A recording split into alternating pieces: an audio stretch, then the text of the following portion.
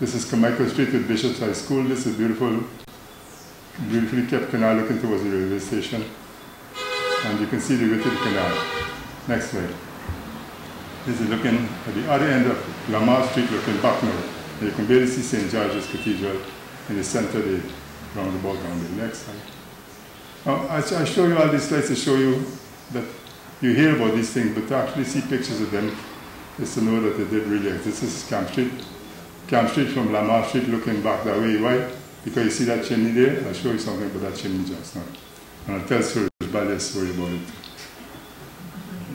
Next slide. Ah, there's the chimney.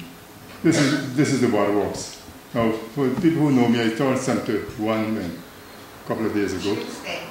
Tuesday was it? I don't know. Yeah. When you get to my age, two things happen to you. One, you don't remember anything, and two, I don't remember the other one. No, but I remember as a young boy growing up in Rock Street, I remember these structures. Right in the edge of the pavement in Camp Street, which is now the Indian Monument site. But I put this in to show you that as of 1867, you can see there's a canal in Camp Street. This is by Church Street, looking down towards Lamar Street. Next.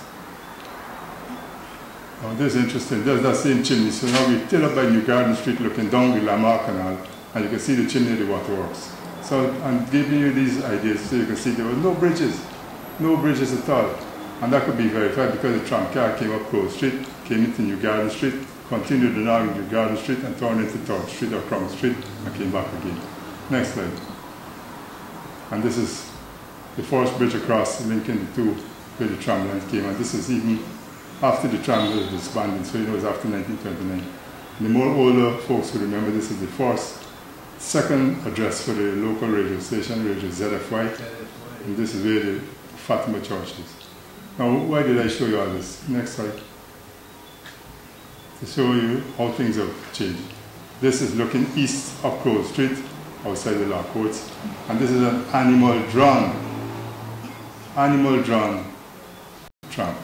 So you know that it was before 1891 because electricity came to the city in 1891. But the point I'm trying to make is that look, this channel is concretized. It's concrete. It's a concrete channel that we know existing today. And it goes all the way up to there. And every channel from Maricopa is concrete from the river to High Street. But we, after 100 and how much years, I can't even count. We build another inch. Not another inch, but we can talk about it a little later. Next slide.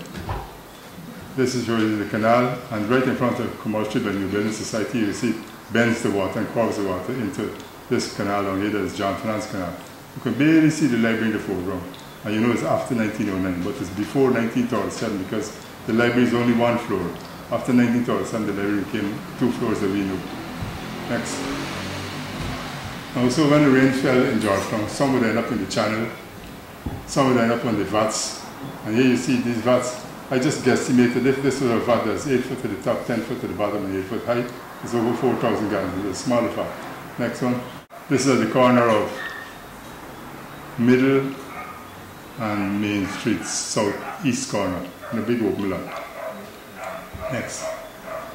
Well, I don't plan to make anybody engineer out to this, but I just want to give you some idea. Let's say a typical canal had 20 feet at the top and a depth of 6 feet. There's no real depth because you could jump in there as we used to do around behind the bar at BOURDA pasture, not BOURDA green, BOURDA pasture. You could jump in the canal and catch the bottom one. And the bottom would be about 6 foot bottom width, and because of the stability of our clays, you didn't want to exceed the angle more than 30 degrees. So this is a typical shaped canal. That canal will be over 78 square foot in cross section. And all these canals, as we said earlier, was half a mile long. From Church Street to Lamar Street is half a mile. A little smile a little less if you discount the streets. So the length times the area is the volume if you convert it to gallons. When you have Main Street, Michael Street, Waterloo Street, Camp Street, Canal Street, 7.7 million gallons of water. Next slide. Well, if you look at Commonsburg North and Commonsburg South, Commonsburg North being bounded by Lamar Street, Commons Street, Middle Street, that's Commonsburg North. Commonsburg South is Middle Street, Commons Street, Church Street. Those 2 acres add up to 204 acres. That's carried to square feet. And because of 1.5 inch rain in 12 hours, that'll give you cubic feet. Carried to gallons, you end up with 7.652 million gallons. Don't forget, what we traded off in the 6th Avenue was 7.7. I often wonder, what is the relevance? Because is it by design or is it by choice or just an act of God? But the amount that we surrender is almost the same amount that would fall on the area. Now, you may argue that this is not a very factual case, but it wasn't intended to be that. Some will end up in vats, some will end up in soak in the ground, some would disappear by what they would call evapotranspiration when the sun came out. But I thought it was very interesting, and I thought I'd just include some little bit more data, like 310 house vats. If some of these had vats, I did a calculation to show that if 100% of the people in Queenstown had vats, 90% in Albertown, 75% in Commonsburg, 40% in the rest of the city, then the amount of water that would be stored was as though we were able to say 18% of the total rainfall in 24 hours, which is a lot. Anyway, next slide.